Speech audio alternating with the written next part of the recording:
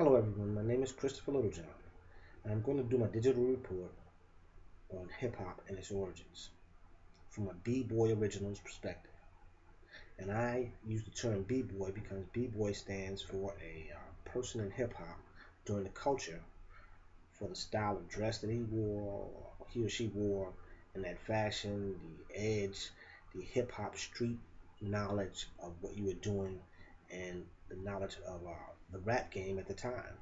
And that's what a b-boy was. A b-boy was the person that pollinated the music throughout the city, by carrying the tapes and spreading the music throughout the country. In actuality, from one place to another. That's how hip hop started growing through b-boys. And b-boys, the term b-boy is just that. You are a bee pollinating a flower out. Hip hop has become probably the most influential music genre of its kind ever.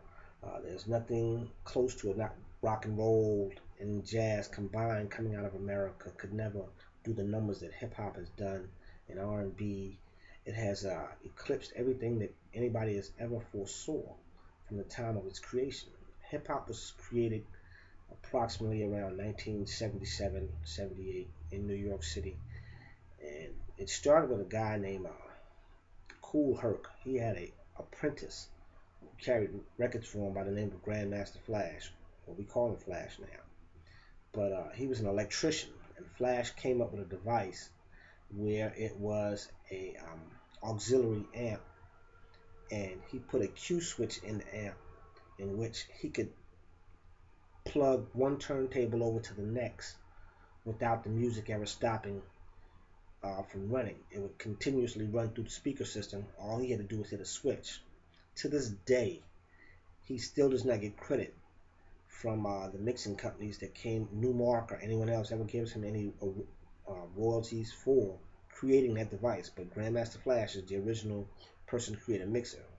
Well, Kool Herc at this point in time takes the mixer, and once it's developed into something else with a crossfader, and he begins blending breaks from music to extend the song. If we had a good song or a good album back in 1977 or 78, it had to play on an LP, which is a long playing record. Many people don't know what that is to this day because everybody's into an iTunes or an MP3, whatever. But yeah, they were long playing records, and they had to go on turntables.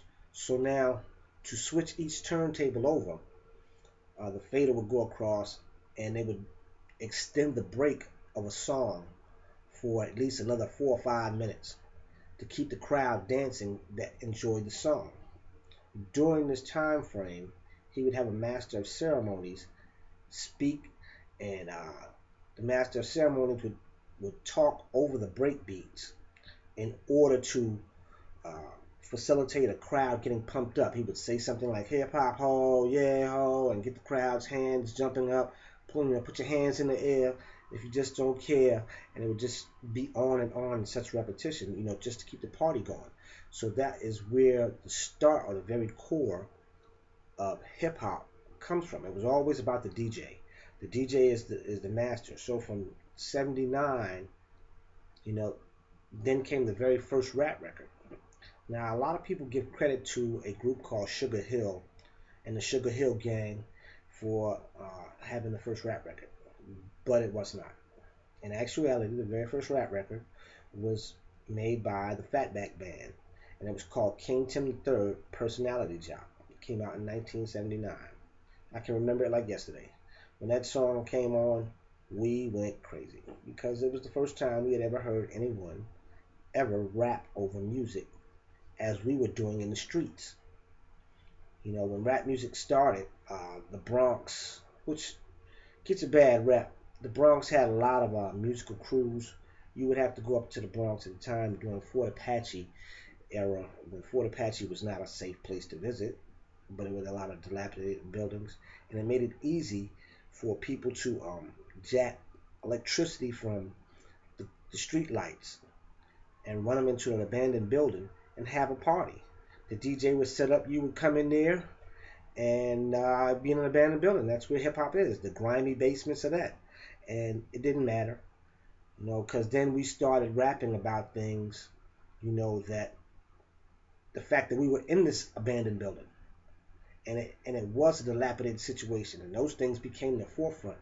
You know, some of the greatest MCs to ever start the game, that people don't even speak about. Melly Mel, Grandmaster Melly Mel. He rhymed with Flash, Grandmaster Flash, and the Furious Five. They had some of the longest running records to ever play. But the fact is that these things just originated right in one area, and the way they caught on is the b-boy carried the music. People would sit up if there was a show, not necessarily a show. I shouldn't say a show. If there was a party and Flash and Melly Mel or a bunch of people from the Bronx had a big party going and they promoted it, and everybody showed up at the building or the park where they had the party at, where they stole the electricity from, then what would happen is people would bring these cassette boxes, small portable cassette recorders, and get in front of the speakers, and they would record the shows. A Flash scratching, which was a new thing for everyone, because once Cool Herc, to get back to that, once Cool Herc created the blend for the breakbeats, Flash came along in 1980s and started to scratch. Him and a bunch of other DJs followed right behind, like AJ Scratch himself. He worked with Curtis Blow. They all started to scratch, which turns the turntable into an instrument. I noticed because I'm a DJ myself, and just a shot. There's my set, and at times, the scratching itself is generally the art form of turning the turntables into instruments. You're now transforming the beat into a new song, so to say. And the MC, the master of ceremonies that you had to just hype up the crowd, you're giving him a platform now in which to express what was going on at the party. It transformed from being at a party to a crew thing, where this area from Brooklyn or this area from Queens and this area from Manhattan, if we were all at a party together, your crew had to have some battle rap. You had to have some break dancers. You had to have somebody else, and that's how you establish a dominance. Now, once these things happen, all of a sudden, I was at an age where I would travel, and I've been fortunate enough to travel throughout the East Coast. And once you start traveling with tapes and places like that, people hear the tapes, they want to copy the tape. Hip hop started playing on the radio in the wee hours with a DJ by the name of Mr. Magic, who started playing it from a college standpoint, um, on the late nights at 2:30 in the morning to 4 o'clock, and you had to be up just to make a recording of what he was playing.